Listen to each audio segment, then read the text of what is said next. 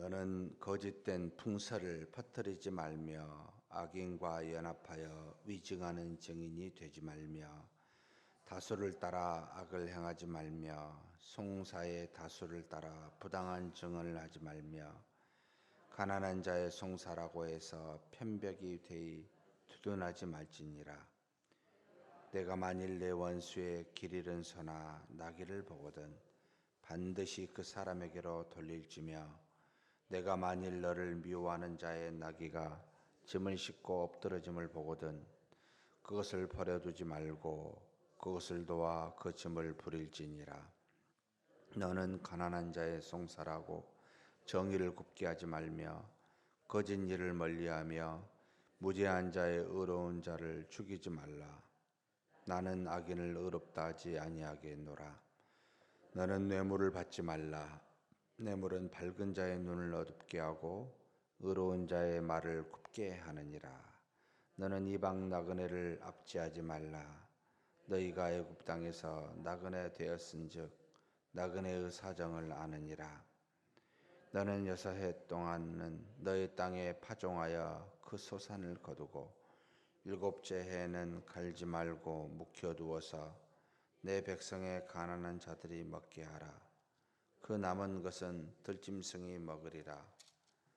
내 포도원과 감람원도 그리할지니라. 너는 6해 동안에 내 일을 하고 7째 날에는 쉬라.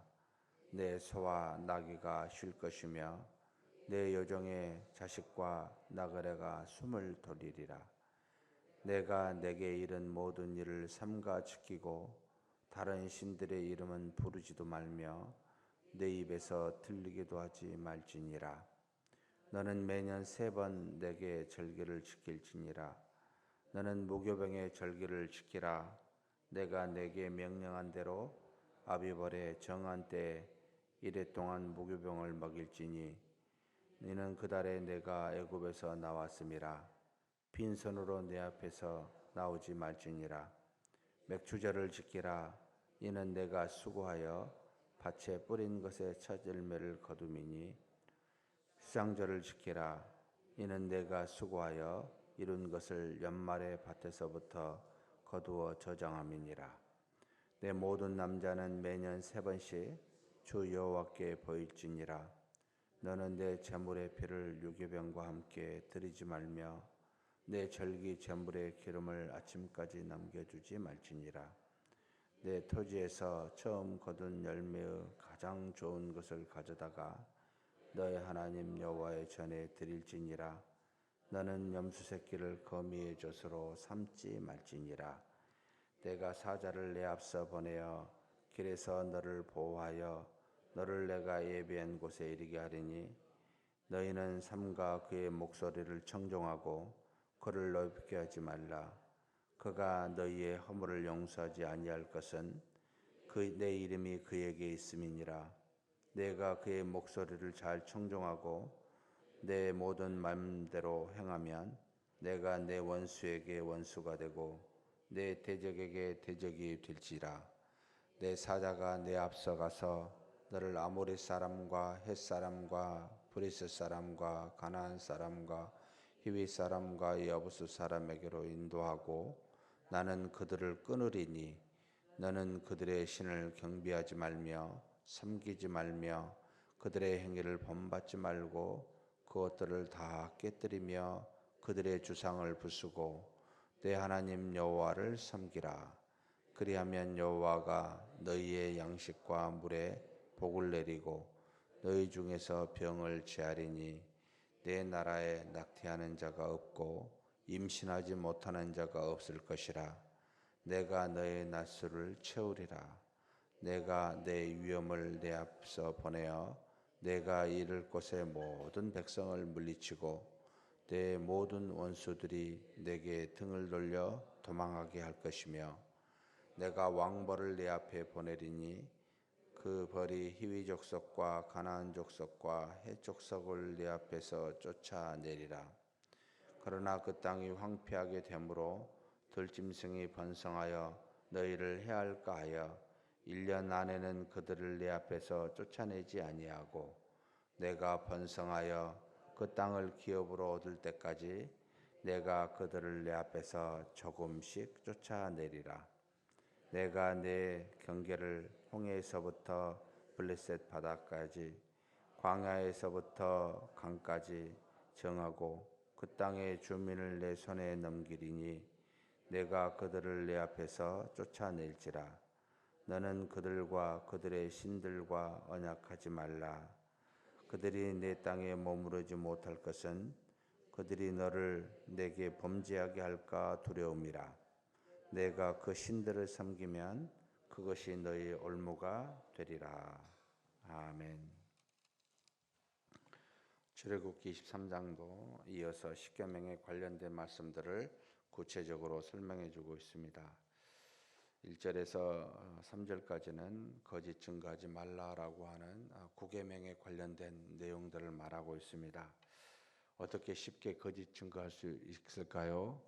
사람들이 소문을 듣고 풍설을 듣고 그 이야기가 사실인지 여부를 상관하지 아니하고 말을 퍼뜨릴 때는 거짓 증거하는 것이 된다는 겁니다. 그래서 너는 거짓된 풍설을 퍼뜨리지 말라라고 말합니다. 눈으로 보고 확인되지 아니한 것들이 듣고 그냥 말을 전하게 되면 내 이웃에 대해서 거짓 증거하는 일이 되고 맙니다. 그래서 사랑하는 성도 여러분, 남의 이야기는 절대로 퍼뜨리지 아니하십시오. 왜냐하면 직접 봐본 적이 없지 않습니까? 그 말이 틀린 것이라면 거짓 증거하는 것이 되고 그것은 곧 하나님 앞에 가정하여 우리의 믿음의 형제 자매를 해하는 일이 되고 맙니다. 그래서 어떤 상황에서든지 남에 대한 이야기는 여러분 말하지 마십시오. 그것은 확인되지 않는 것들이니 설사 확인된다 할지라도 그 이야기는 형제 자매를 세우고 유익하게 하는 것이 아니라 해하여 넘어지게 하는 것이기 때문에 형제를 시험에 빠지게 하고 다치게 하는 것이기 때문에 여러분 말하지 않는 것이 낫습니다. 혹 말하는 사람을 발견하십니까? 정중하게 말씀하십시오. 나한테는 그런 이야기 하지 마시라고. 그래서 나는 그 이야기를 듣지 않겠노라고. 그 이야기가 하나님 보시기에 바르지 않다고 그렇게 정중하게 이야기하는 것이 여러분과 저에게 또 이웃에게 유익이 됩니다. 그 다음에 또 어떻게 거짓 증거할 수 있습니까? 우리가 악인과 연합하게 되면 거짓말을 하게 됩니다. 악인은 무슨 뜻이냐면 자신의 이익을 따라 자신의 이익을 주장하여 무언가를 얻고자 하여 상대를 해할 때 우리는 그걸 악인이라고 말합니다. 상대를 세우고 선을 행하고자 하는 뜻이 아니라 자신을 세우고 자신의 이익을 추구하다 보면 상대에게 악을 행합니다. 자기의 자존심을 세우려 한다든지 자신의 명예를 지키려 한다든지 자신의 물질의 유익을 구한다든지 자신의 어떤 것을 차지하려고 하게 되면 다른 사람을 해하는 일이 되고 악인이 되고 이런 사람과 함께 하게 되면 이웃에 대해서 거짓 증거하게 되어 있습니다. 그래서 결국은 거짓말을 하게 됩니다. 사랑하는 성도 여러분, 우리도 악인이 되어야 되지 않아야 되지만 주변에 그렇게 자신의 이득을 따라 행하는 사람을 멀리하십시오.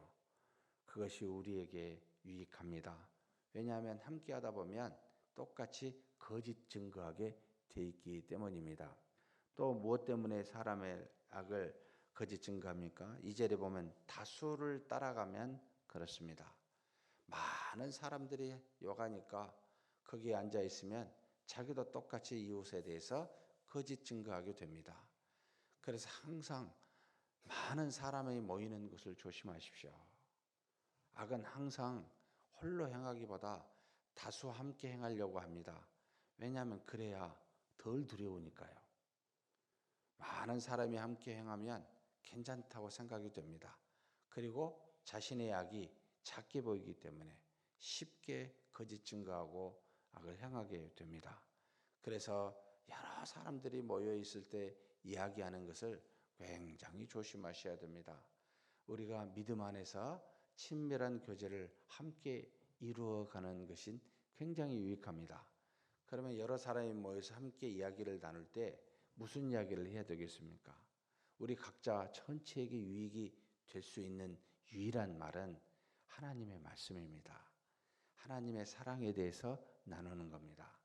그런데 사람에 대해서 나누게 될 때는 여러분 반드시 누군가는 그 말 때문에 상처를 당합니다.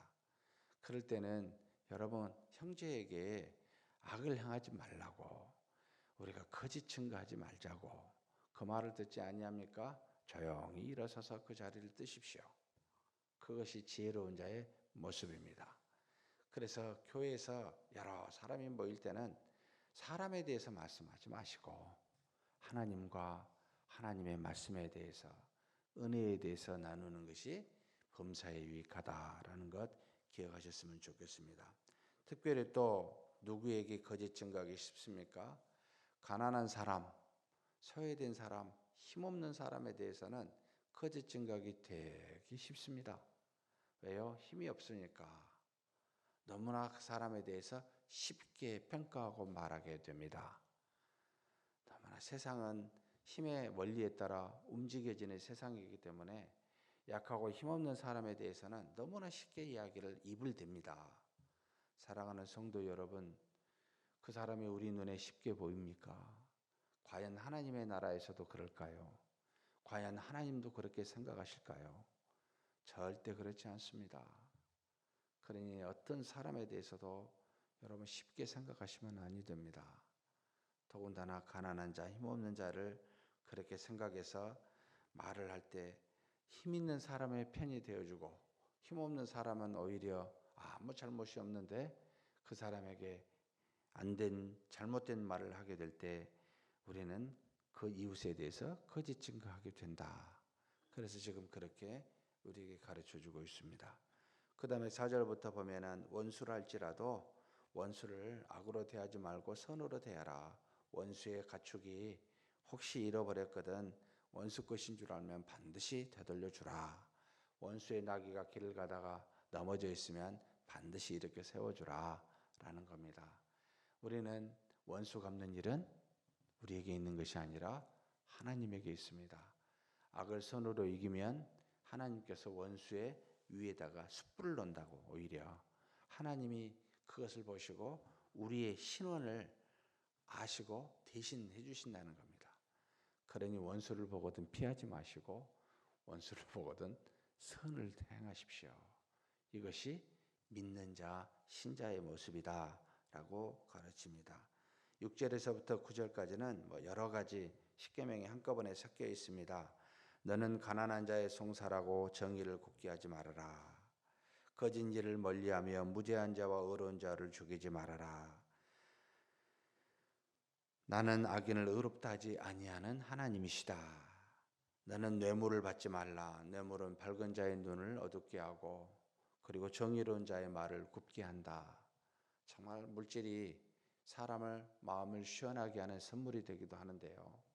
어쩔 때는 지혜로운 자의 생각을 어둡게 하고 정의로운 말을 굽게 하는 뇌물이 되기도 합니다. 그래서 우리는 성경의 신약이죠. 사랑의 빛 외에는 지지 말아야 됩니다. 사랑이 아닌 다른 의도를 갖고 있는 무엇은 100% 뇌물입니다. 여러분이 그것을 확인하거든 정중히 돌려주십시오. 그것이 우리의 지혜와 우리의 정의를 바로 세우는 일이기 때문에 그렇습니다. 안식년과 안식일에 대한 법이 그 다음에 나옵니다. 6해 동안은 열심히 경작한데 7째 해 안식년이 되거든 그 땅을 묻혀주라 라고 말합니다. 거기에는 땅도 쉬고 거기서 나온 열매를 가지고 이웃, 가난한 이웃도 먹고 그리고 또 남은 것이 있다면 들짐승도 먹느니라. 하나님이 안식년에는 누구를 생각합니까? 가난한 사람과 다른 만드신 모든 피조물들을 생각하는 해입니다. 그러니 6년 동안 일한 걸 가지고 모아서 이 안식년 때 사용하고 안식년 때 일어난 모든 것들은 이웃과 하나님이 만드신 피조물들로 하여금 그것을 먹게 하여 두루 생명을 만드신 하나님을 알고 하나님이 만드신 모든 생명을 귀히 여기는 자세를 안식년 때 가져라라는 뜻입니다. 그리고 안식일도 마찬가지입니다. 안식일은 물론 우리가 영적으로 하나님과 연합한 날이기도 하지만은 또한 무슨 의미가 있습니까? 바로 이날 6째 날 너로 인해서 너에 속한 종들이 네가 쉬게 되면 그들도 쉬지 않느냐. 한마디로 너 말고 너에게 속한 종들이나 주변의 사람들을 생각하여 하나님이 또한 이 안식일도 만드셨구나라는 뜻입니다. 결국 하나님의 놀라운 뜻은 우리에게만 은혜를 주신 게 아니고 우리를 통해서 다른 사람까지도 은혜를 받게 하시는 놀라운 은혜가 이 안에 있습니다. 그러면서 무엇을 이야기하십니까? 14절부터 19절까지는 3대 절기에 말합니다. 처음에 아비벌 첫째 월이죠. 무교절을 일주일 동안 지키라고 말합니다. 첫째 달을 만든 이유는 애굽 땅에서 나온 첫 번째 애굽 땅에서 나온 날을 첫 일일로 잡아서 그때부터 한 달씩 해서 삼았습니다. 얼마나 중요합니까? 애굽의 종살이에서 해방된 자유인이 되었다는 것은 죄의 종에서 해방되어 하나님의 백성이요 자녀가 되었다는 것과 같습니다. 이 달을, 이 첫째 달을 바로 그 달 하나님께서 무교절 아무것도 누룩이 들어있지 않는 심심한 빵을 먹어서 그 하나님의 구원을 생각하라는 겁니다. 하나님의 놀라운 능력과 역사와 은혜를 생각하라는 겁니다. 아무 준비도 안 되고 연약한 우리, 죄악된 우리를 하나님이 구원하셨구나. 일주일 동안 이것을 생각하라.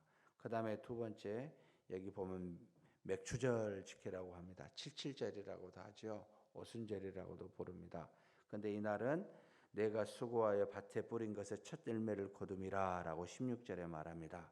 이 첫 열매를 거둔 것에 대한 감사죠. 근데 사실 첫 열매를 거둘 때는 무교절이 끝난 마지막 날이 초실절해 가지고 처음에 드린 건데 이 초실절부터 77은 49일 뒤에 맥추절을 드립니다. 그러니까 첫 번째 소득을 거둔 것에서부터 계속해서 소득을 거두는 마지막 때를 말하는 거죠. 하나님이 이때 무엇을요? 하나님이 주신 은혜를 생각하는 겁니다. 그리고 하나님이 우리를 이 땅에서 살게 하고 이렇게 인도하시는 은혜가 있구나. 처음에는 은혜를 깨닫지 못했지만 우리가 나중에 깨달아서 하나님이 우리를 살리시고 인도하시는구나 라고 생각하여 이 맥추절을 지키게 하셨고, 그리고 마지막 세 번째 수장절, 장막절, 초막절이라고도 부릅니다. 지금 맥추 수장은 곡식을 따라서 부르는 절기요. 그 다음에 77 초막은 이스라엘을 인도하시는 하나님의 역사를 따라 부르는 명칭입니다. 사실은 다 같은데요. 이 수장절은 마지막 때에 하나님이 모든 곡식을 거두고 그것을 저장한다 해서 수장절이라고 부릅니다. 하나님이 우리를 영원한 나라에 이르게 하기까지 우리를 계속 인도하사 동행하시며 먹을 것과 입을 것을 채우시는 하나님이다 라는 것을 깨닫고 감사하라는 거죠. 근데 모든 남자는 매년 3번씩 여호와께 보일지니라. 최소 너희가 멀리 떨어져 있을지라도 1년에 3번은 하나님 앞에 나와야 너희의 믿음과 너희의 정신이 똑바로 설 수 있는 최소한의 모임입니다. 이 3번은. 그렇지 아니하고 매주 모이면 얼마나 더 좋겠습니까만은 그렇지 못할 때는 3번 정도는 반드시 와야 된다라는 의미이기도 합니다. 그러면서 그 뒤에 쭉 보면은 18절, 19절은 이제 제물을 드릴 때 조심해야 될 걸 말합니다. 뭘 말합니까? 피를 유교병과 함께 먹지 말라. 우리는 무교병과 먹어야죠. 하나님께 드릴 때는 인위적인 것을 하시면 안 됩니다. 아무것도 없는 있는 그대로를 하나님이 원하십니다. 뭔가를 내 마음대로 첨가하여 뭔가 나에게 맛이 있을까라고 생각하고 첨가한 유교병을 먹으면서 제사 드리지 말아라 라는 뜻입니다. 또 무슨 말을 하고 있습니까? 내 토지에 처음 거둔 열매에 가장 좋은 것을 하나님께 드려라. 적당히 하나님께 드릴 때는 이런저런 생각 속에 적당하게 하지 말아라. 최선을 다해라. 가장 좋은 것으로 하나님 앞에 첫 번째 열매를 드려라. 우리의 마음을 아시고 중심을 아시는 하나님이기 때문에 하나님이 가장 소중한다는 것을 표현하는 것이 그런 것이 아니냐라는 뜻이지요. 그 다음에 또 뭘 말합니까? 제발 너는 염소 새끼와 함께 어미의 젖으로 삶지 말아라. 너희가 하나님의 사람이라면 하나님이 만드신 피조물의 생명을 존중해라. 어떻게 너희가 생명의 귀함을 알면서 새끼와 어미를 한꺼번에 죽여서 삶아 그럴 수가 있겠냐. 그건 사람으로서 하나님의 백성으로서 이 땅에 할 도리가 아니다. 그 정도의 삶의 구체적인 구별성과 변별력을 가지고 살아라 라고 하는 그런 의미가 포함되어 있지요. 그러면서 20절에서부터 33절까지 말씀은 하나님이 우리 앞에서 모든 걸 행하십니다. 먼저 사자를 보내시고 그 다음에는 위험을 앞서 보내시고 그 다음에는 왕보를 보내시면서 하나님이 전부 행하신다.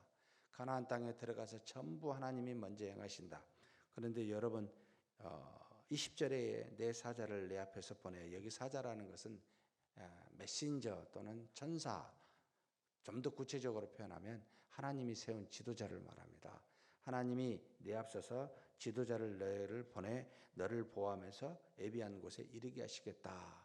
그러니 너는 이 사자가 하는 말을 반드시 들어 경청하라. 그 목소리를 청종하라. 그를 노엽게 하지 말라. 왜냐하면 그가 너희의 허물을 용서하지 아니할 것은 그 이름이 그에게 있음이니라. 내가 그의 목소리를 잘 청종하고 내 모든 말대로 행하면 내가 네 원수에게 원수가 되고 네 대적에게 대적이 될지라. 하나님이 이 사자를 통해 이 지도자를 통해 모든 일을 이루시니까 그 말을 듣고 청종하게 되면 내 원수와 내 대적을 다 물리치게 될 것이다 라고 지금 가르치고 있습니다. 사랑하는 성도 여러분, 주의 종들의 말이 하나님의 뜻이라면 여러분 무조건 순종하십시오. 인간의 말을 한다면 무조건 어겨야 되지만 하나님의 말씀이라면 그것이 어렵고 힘들더라도 여러분 순종하십시오. 그것이 우리 모두에게 유익입니다. 하나님이 그것을 통해서 그 사람을 통해서 하나님이 일하시기 때문입니다. 또 하나님이 여기 계신 성도님들 전체를 통해서 일하십니다. 그래서 세상에 나아가 세상 사람들로 하여금 우리를 통해 하나님의 살아계심을 보이시기도 합니다. 이것이 하나님이 이루시는 방법이요 역사입니다. 그러니 하나님을 반드시 그 하나님의 세운 사자를 여러분 말에 청종했으면 좋겠습니다. 그리고 또 무슨 이야기를 하고 계십니까? 하나님께서 쭉쭉 앞서 보내는데 우리가 뭘 해야 되냐면 너는 이방에 있는 신들을 절대로 섬기지 말라는 겁니다. 하나님을 경배하는 것과 이방의 신을 멀리하는 것은 같은 겁니다. 하나님만 섬긴다는 것은 다른 것을 버린다는 말이요. 다른 것을 버린다는 말은 하나님만 믿는다는 겁니다. 그런데 하나님만 믿는다고 다른 것을 동시에 갖고 있을 때가 문제가 됩니다. 사랑하는 성도 여러분, 하나님을 믿으면서 어찌하여 세상의 조류도 함께 믿습니까? 이건 도저히 말이 안 된다는 겁니다. 이건 하나님을 여러분 가증되게 여기게 하는 겁니다. 믿는다면 다 버리십시오. 다 버렸다면 하나님만 믿습니다. 라는 뜻입니다. 그러니 우리 주변에 있는 세상의 조류 따라가지 마시고 하나님만 믿는 저와 여러분이 되기를 주의 이름으로 축복합니다. 하나님 아버지 감사합니다. 우리를 하나님의 자녀 삼으셨으니 하나님의 자녀답게 하나님이 주신 말씀으로 살아가게 하여 주옵소서. 과거는 인간의 행함으로 자신의 노력으로 지키려 했지만 지키지 못하였습니다. 그러나 지금은 그리스도의 공로와 성령의 능력으로 이제는 다 지킬 수 있는 자가 되었은즉 이제는 모든 십계명의 말씀을 하나하나 살펴 하나님의 능력에 의지하여 믿음으로 다 순종하는 우리 모두가 되게 하여 주시옵소서. 우리 주님 예수님의 이름으로 기도하옵나이다. 아멘.